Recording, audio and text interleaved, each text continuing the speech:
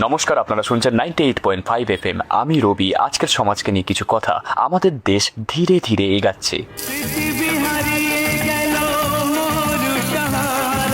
আজকের এই সূচনা দেশের পরিবেশকে নিয়ে। পরিবেশ ধীরে ধীরে বদলাচ্ছে।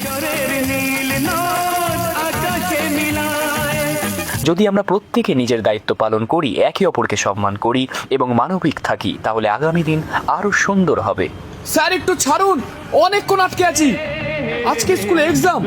বাবা একটু জোরে জোরে শ্বাস নাও। এই তো এসে গেছি, সামনেই হসপিটাল। আমার ট্রেন মিস হয়ে যাবে স্যার, আজকে আমার চাকরির পরীক্ষা। এই এখানে টয়লেট করলি?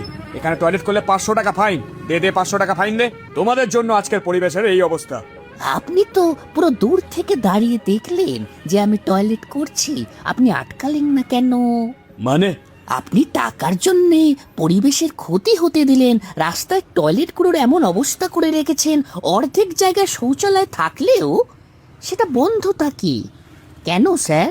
দাঁড়া, নেশা করে তর্ক করা, দাঁড়া আজকে বলছি। চলার পথে যত করি ভুল, ভুলটাকে ভুল করে ভাবি। হ্যাঁ, আপনারা ঠিকই ভাবছেন। পরিবর্তন একদিনে আসে না, কিন্তু প্রতিটি ভালো কাজ, প্রতিটি সচেতন মানুষ এই পরিবর্তনেরই অংশ।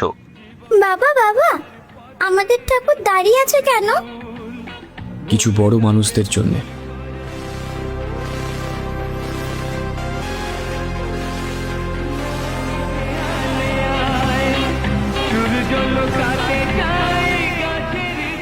ওরাও কি ঠাকুর? বিহারি